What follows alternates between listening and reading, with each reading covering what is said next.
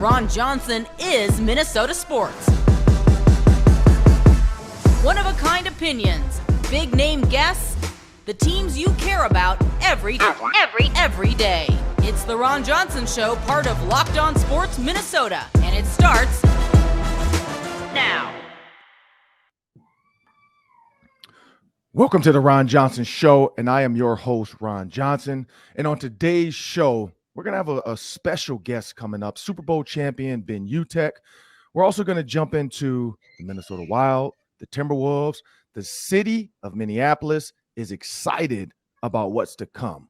We're not going to talk Twins just yet because playoffs are so far away, but the Vikings, fans are excited about what's going on. You hear Justin Jefferson make comments. But let's jump into the A topic. We're in the playoffs right now. The Timberwolves have exceeded what people thought. If you told me a 23-win team would make the playoffs, even though 7 seed would make the playoffs, I'm not sure I would take that bet, knowing that you have to increase by at least 17 wins, at least 17 to 18 wins in order to accomplish what they've done. When you look at the Clippers were 40-40 at one point. So you're thinking you got to get to at least 41 wins or 42 wins even to feel secure for that play-in 8th seed. But as we jump into this, and my producer Sam is with me today.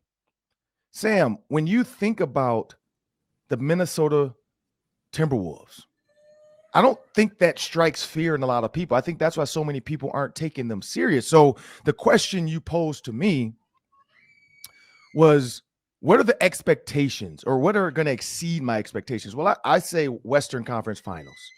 When you look at the fact that they're probably going to have to go up against the Wizards next, I think Western Conference Finals. Now, if Steph Curry pulls a Kevin Durant, comes back too soon, hurts his foot again, because right now he's saying he's not 100% and he doesn't need to be.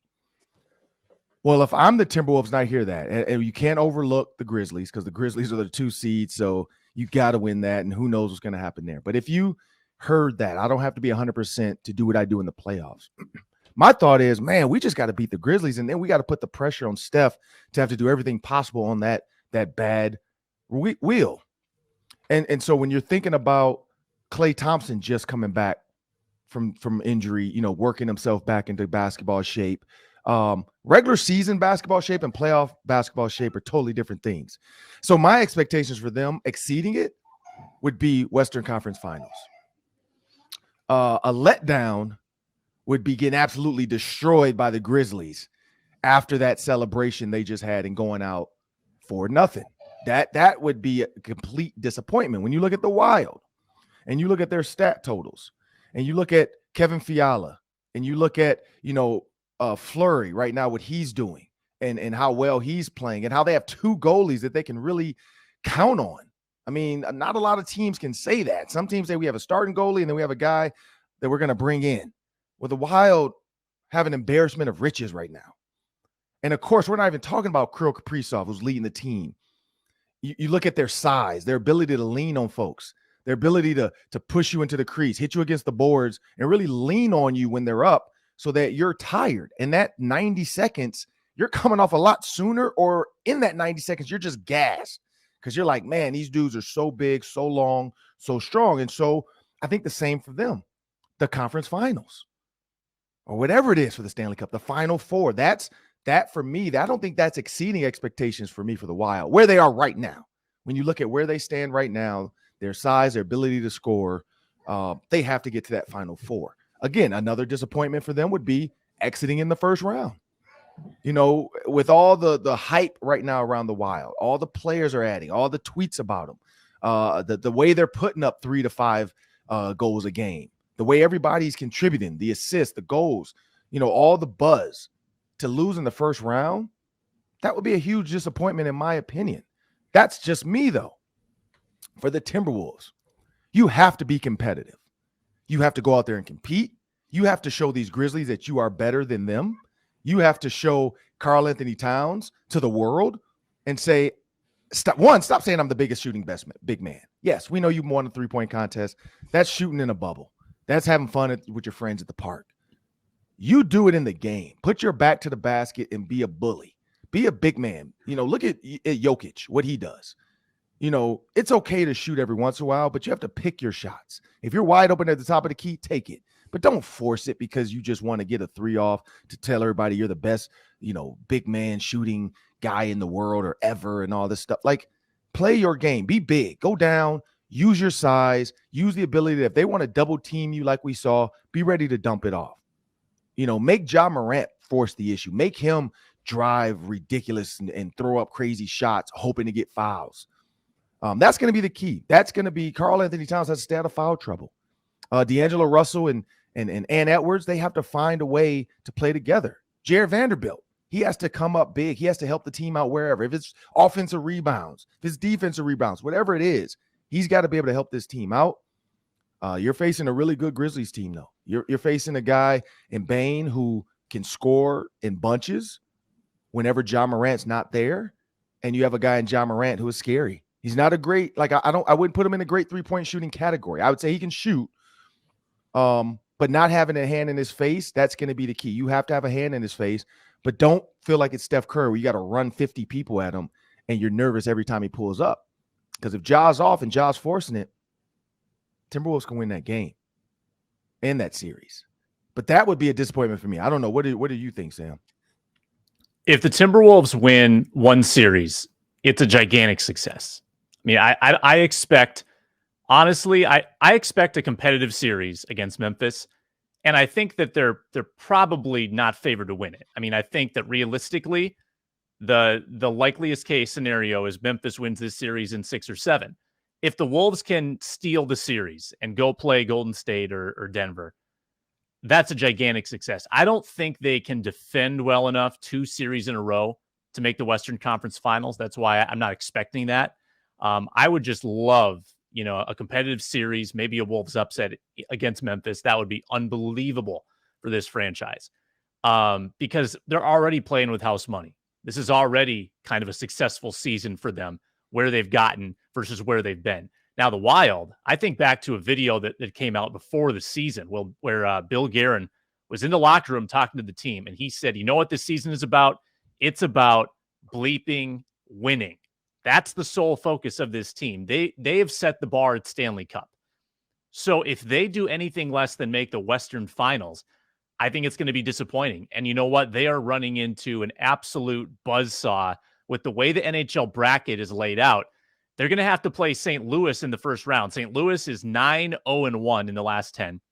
If they win that series, they got to play Colorado, who's arguably the best team in hockey. They've won 9 of their last 10. They're both going into the playoffs on an absolute tear, and the Wild are right in that part of the bracket. So I think the Wild have a really tough path, but I think they're also the higher end team. So it's going to be a bloodbath in the NHL playoffs. It could go either way, but I think the Wild need to justify those lofty expectations by going in and winning 2 series. They've only been to the Western Finals once ever in 20 plus years. And this is the team I think that has to do it. I mean, they've set the bar there from the beginning and they got to deliver. Yeah. And so when you think about that, you laid it out perfectly. Any sport is about momentum. If you think about the Warriors and the times they've won and people question it, or the 72 whatever win season, 73 win season they lost. What happened? Kyrie Irving, momentum. That bucket to him looked like the ocean. It's about momentum. So it's not always about, like you say, those 9-win teams right now out of 10. If the Wild can get hot and play the Kyrie Irving role where they just do not care who's playing in front of them. They don't care who you line up against them. They don't care if it's the Hawks, the Mohawks, the Sawhawks, the Seahawks. Line them up. We're going to beat them. And I think that's what the Wild, when you think about it, and I keep hearing about their size and their length. You just watch some of the plays that are happening. It's crazy, the things they can do. And again, back to the Wild, same thing. I think it's about momentum. I think they have it right now, at least for the 7th seed win, the play-in win, the energy they got, the mentality they have now. But also they have to realize now the world is watching. Their game was the best playing game of all of them that played. Every other playing game was a snooze fest. Every other playing game just doesn't have the same oomph that theirs had. And, you know, this playoff series, you look at the Grizzlies and the Timberwolves, it's the best matchup right now as far as on paper.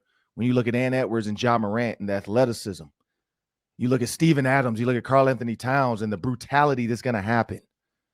Like, that's what people are looking forward to.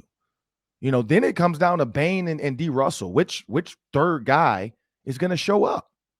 Is Bane going to get it done, or is D. Russell going to get it done?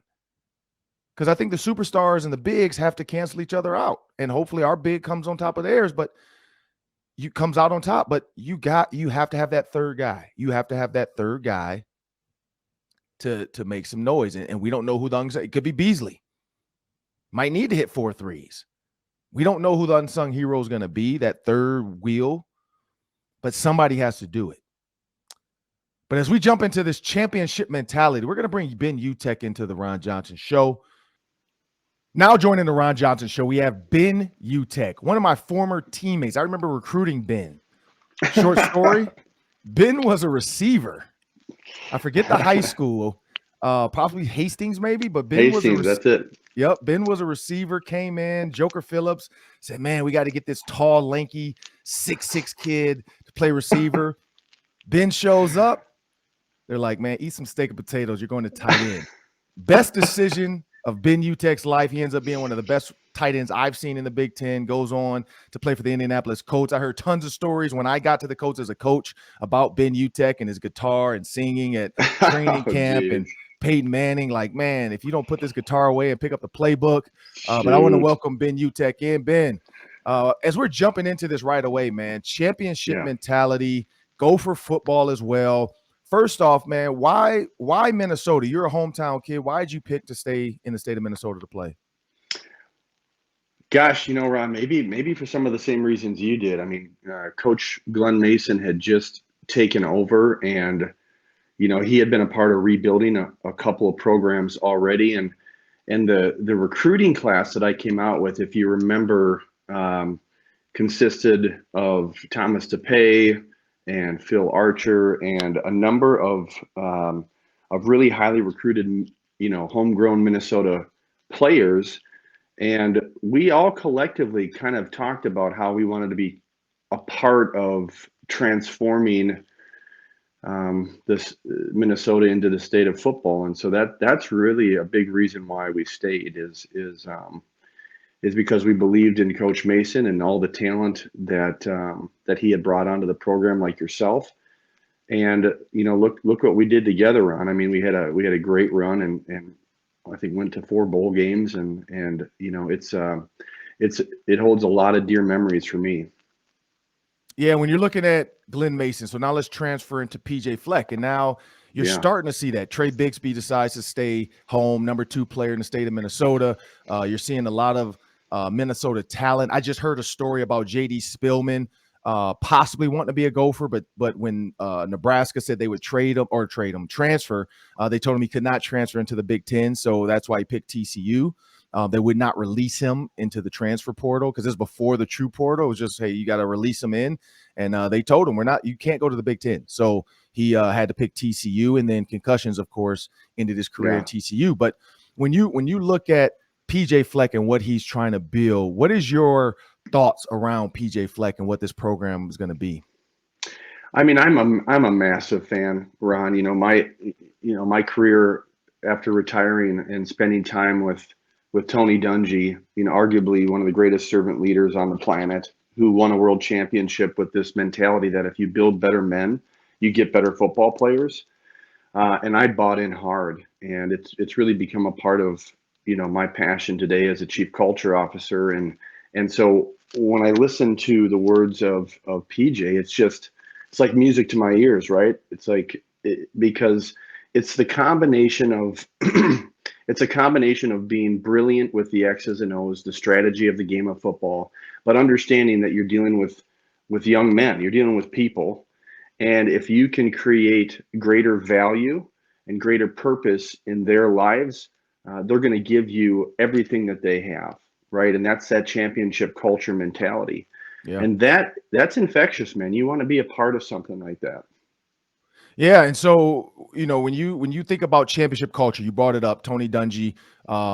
He's one of the reasons I came to Minnesota. He's a Gopher. I'm from Detroit. He was from Michigan. Him and my dad were teammates with the Steelers, won 2 Super Bowls. Tony called my dad actually and said, "Hey, you should check out Glenn Mason. Glenn Mason's been trying to get in touch with young Ron." And so I met Glenn, and I agree with what you said. Like, I liked what Glenn was saying. He really explained to me that, and for me staying home, Lloyd Carr to this day still calls me a pussy. Like he does. That's what he says. He said, you're a big wuss. You were scared. You were scared to play for Michigan. You didn't want to be great.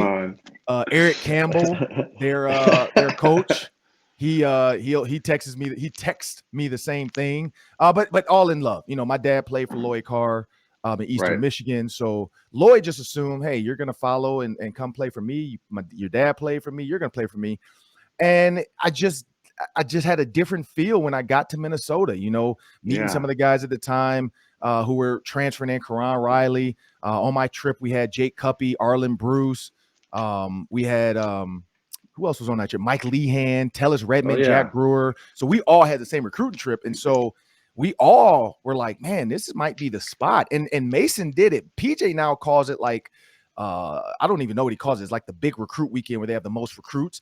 I think Mason did that first. We just didn't have a name for it. Like, our recruiting trip was loaded with guys, and we all fell in love with the team, the guys, the young guys coming in. It wasn't even so much the old guys. It was the new young guys we met, because I don't remember meeting anybody besides like Jimmy Henry and Elvin Jones. And so nothing against those two, but that didn't really impress me. It was the other guys coming in. And so, Ben, we're talking about championships, though, and we talked about Tony Dungy. The Timberwolves are currently into the playoffs now, 7th seed. They got to play the 2 seed Grizzlies.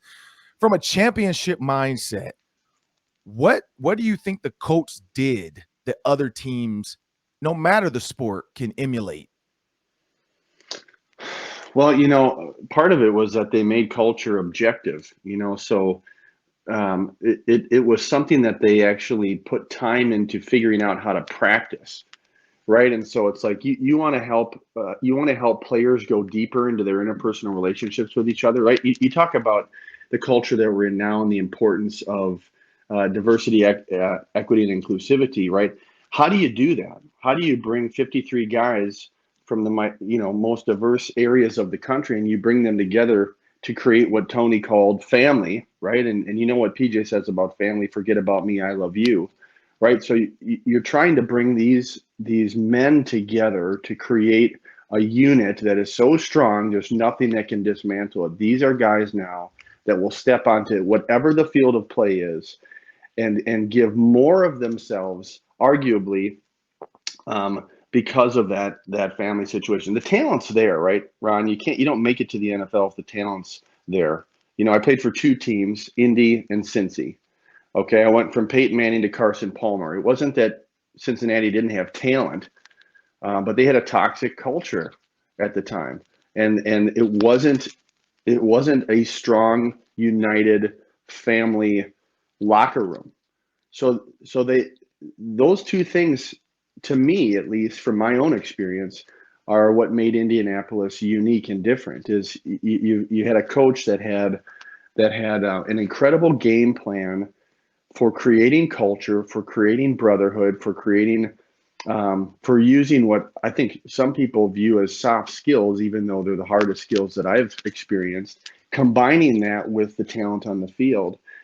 And now you've got a group of 53 that care so deeply. They're playing for their coach because they love their coach, because they care. They're not playing out of fear so that they keep their job. They're playing because they respect deeply the coaching staff and the people on the field. And I genuinely believe that is a difference maker. Yeah, and so when you look at Karl-Anthony Towns, him hugging his girlfriend or wife after the game, that became a meme right away because of the guy standing behind them, kind of staring, looking like, what are they doing on the court? You look at Patrick Beverley running around the court, mom's there, families there, brothers there, cousins there. Everybody's hugging them. Even though they just wanted to play the play-in seed, you can see that kind of family-friendly atmosphere where they're all hugging each other, they're all running around, and people question that. From what it sounds like, you're saying Tony Dungy embraced that family mentality, that everybody's welcome. We want your family to feel like they're part of our team and our family. Do you think that's why these Timberwolves players have turned it around and are playing for Chris Finch, because they're not afraid to have their wife, show up, after a game and hug them and kiss them and show affection? Yes. That's and I part think of people underestimate, relationship. When a man hugs his wife after a game, it shouldn't be a joke. It's just, we experienced something. I want to share it with you. It's not just about me. It's about my family. So what is your thoughts on that for the last one before we get out of here? Yeah, no problem. So it reminds me of a powerful story that Brandon Stokely told about Peyton Manning's first week in Denver, right? So Tony Dungy in Indianapolis institutes what's called Family Saturdays. And when we did our last walkthrough, all families and kids could come and be a part of it. And there's a story that Tony shares about Peyton coming into his office, complaining every week, because how is he supposed to throw a pass to Marvin Harrison when Marvin's kids hanging all over him, out on the field? And Tony was like, listen, deal with it, because this is the culture that we're creating here. We're celebrating the power of these types of relationships, right? So fast forward to Denver. Dungy's now retired. He's doing Sunday night kickoff, right? And Stokely comes over to the sideline and says, Coach, you're not going to believe what happened this last week. So Peyton stands up in a team meeting. He says, guys, I'm instituting Family Saturdays today, and here's why. And Tony said, goes on to share that after that Denver Bronco win, Sunday night kickoff, they're in the press conference room, and there's Peyton with both of his kids hanging off of his legs while he's up on the podium doing the interviews. Okay. And what followed that season was a Super Bowl championship. So, these things matter. It doesn't mean that you can't win without them, but it does mean that you can win the right way with them. Right. And it's just true. Our Super Bowl ring, you've seen this on the side. It's the only ring in the history of football to have a belief system engraved in the side of the ring. It's the word faith. Yeah. And what it meant was it meant freedom for all individuals to trust and hope in each other, right? If you can create that type of environment, you're going to get the best performance out of your team. Right. Well, there you heard it from Ben Utecht, Karl-Anthony Towns. You're doing it right, man. Celebrating family is not a bad thing. I don't know why society and the internet wants to make fun of it, because in the turn way of it, if he got in trouble off the court without his family and something happened where he jeopardized his family life, then we'd be talking bad about him. So you can't win and you can't lose in the way today's people want to laugh and joke about people on the internet. I want to thank Ben Utecht for joining the Ron Johnson Show. Great insight. Up next, the Daily 3. That's 3 questions, 3 minutes. So stick around for that. And now it's time for the Daily 3. I love the number 3. I wore number 3. I'm about it. So Daily 3. That's 3 questions, 3 minutes. Take it away, Sam. You bet. The Wild scored 3 goals last night. They win 3-2 in overtime against the Dallas Stars. Kevin FIALA had 2 goals and an assist in the game. He's got 28 goals on the year now. Wild still playing really good hockey. I want to ask you, though, about Kevin FIALA. We all talk about Kaprizov. We talked yesterday about the Wild's depth. We talked earlier this segment about, sort of their size and physicality. We don't always think about Kevin FIALA anymore with the Wild. We think a lot about Kaprizov. We think about sort of their team mentality. I think FIALA kind of gets overlooked a little bit. Is he an underrated superstar in this town?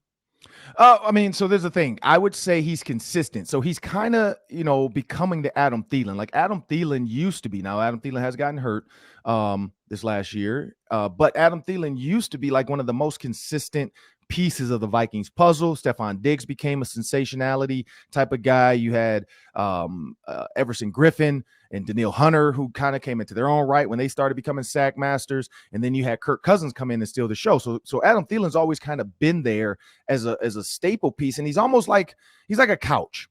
The couch in your house is the most consistent, comfortable place to be. You fall asleep on it, you take naps on it, you might eat a snack on it, but at the end of the day, it's kind of where it's the glue that holds the living room together.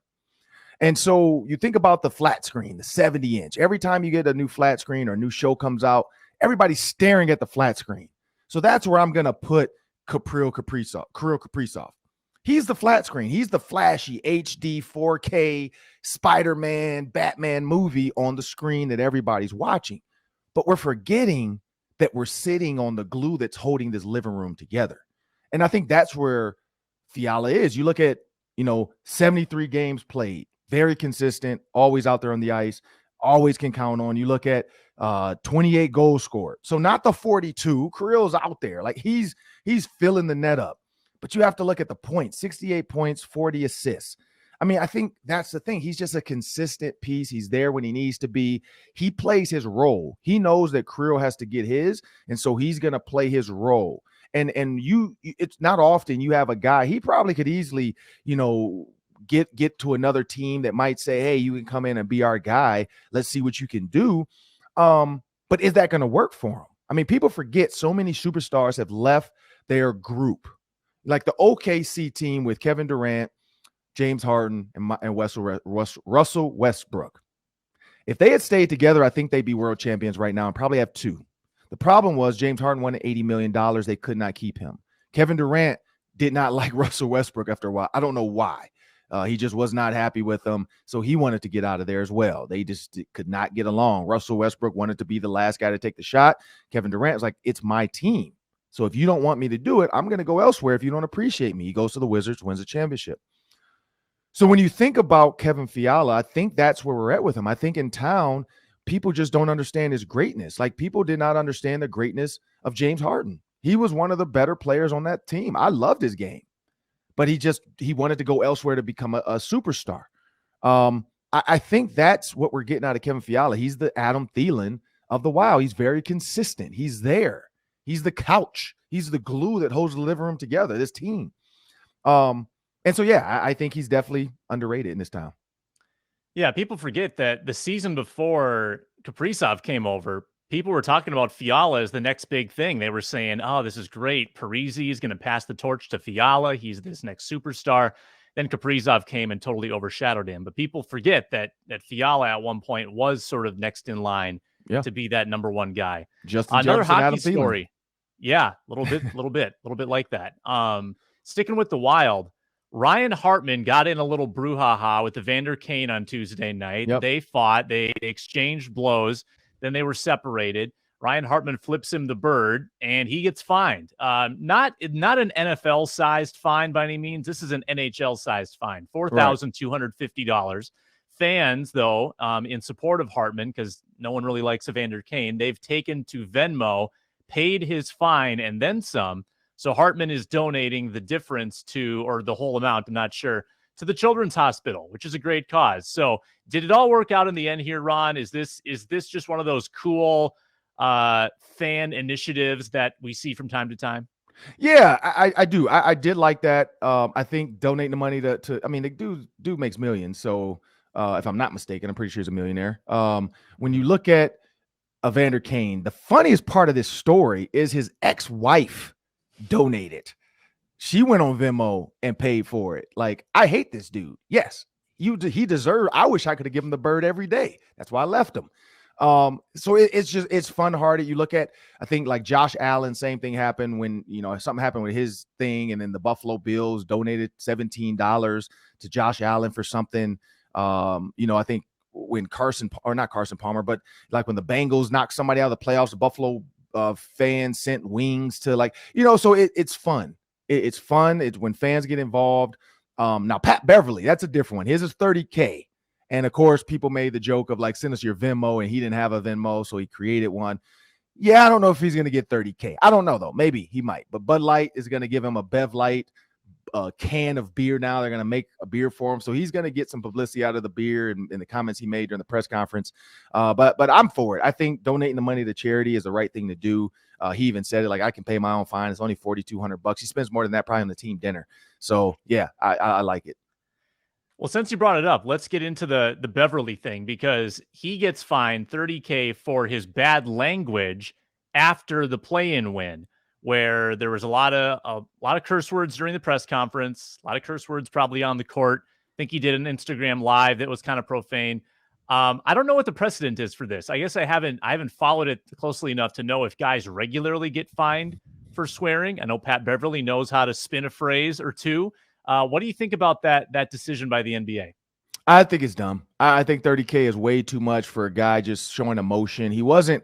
So the thing, you get fined in press conferences for bad mouthing a ref, which I think is like $25,000 or something like that, or $50,000 if you question the officiating to the point where you're like saying they're terrible. This has to change, because I've seen Doc Rivers, I've seen numerous coaches get fined for their Pop has done it, getting, the questions they have for the refereeing crew for that game, they've gotten fined. Like, you can't denigrate our refs on TV. You can't talk down to them, because those refs are watching Instagram and Twitter as well. So when you say it and it goes, viral, these refs are seeing it, and then they take it personal when they see you later. Like, if somebody constantly talks up bad about me and then thinks I'm going to go out of my way to be nice to them on the court, you got another thing coming. So it's the humanality of this that people forget, that, yeah, you still can, like, it's a ticky-tacky. Yeah, I don't like that dude. He just talked bad about me. I'm not giving him that. But Pat Beverley was just cursing, having fun, enjoying the moment. I mean, he did have some things to say about the Clippers and the trade, but at the end of the day, the Clippers still respect him. Those players came over and hugged him. They were happy for him. They're still, like, it wasn't like after they lost that game, they were out of the playoffs. They still have a play-in game. So the Clippers had no bad, and technically they should be 7-8 anyway, and it just should be over. This play-in is stupid, but whatever. But that's where you look at the NBA. It's getting too soft.